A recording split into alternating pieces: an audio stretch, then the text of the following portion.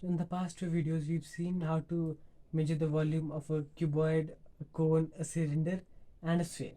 So now that we've covered all that, the volumes of all the basic three-dimensional shapes, now let us extend our knowledge to finding the volume of shapes like these. So this is not any regular shape or basic shape. So this is neither a cylinder, neither a cone, neither a sphere, neither a cuboid, nor a cuboid. Okay, but we can still find its volume. How? Well, if you see here, this is composed of a cone and a cylinder, right? So if I divide at this point, this is a cone and a cuboid and a cylinder joined together. So a cone and a cylinder joined together. So if you find the volume of this cone and the volume of this cylinder, add them up, you can get the volume of this whole object. Why? Because that is pretty simple, right? The capacity of this plus the capacity of that gives me the capacity of the whole object. That is very simple, and that is a bit different from finding the surface area of this complete shape. So the surface area of this complete shape is the curved surface area of this plus the curved surface area of this, not the base of the two. Why? Because the base is not, I cannot see the base of the cone or the base of the cylinder, right? Obviously, if there was a base here, I would have added that, but because I cannot see the base of the cone and the upper end of the cylinder, I will not add the surface area of that.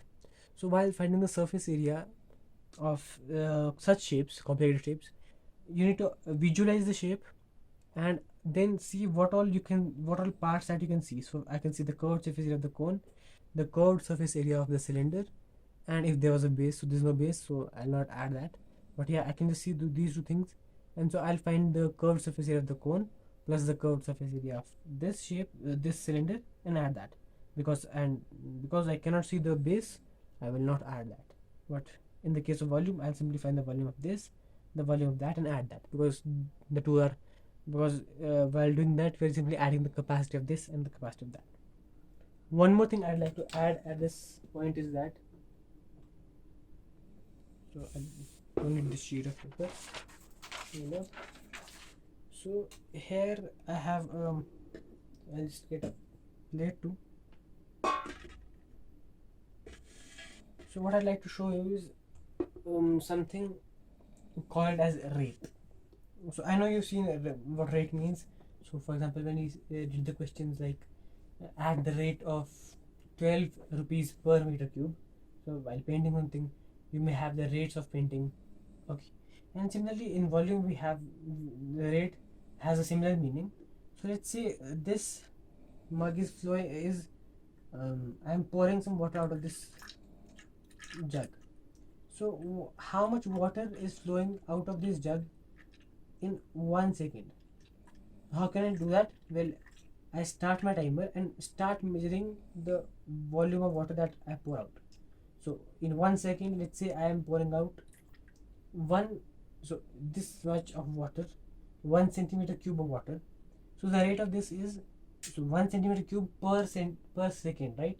Every second I am pouring 1 centimeter cube of water. So the rate is 1 centimeter per cube.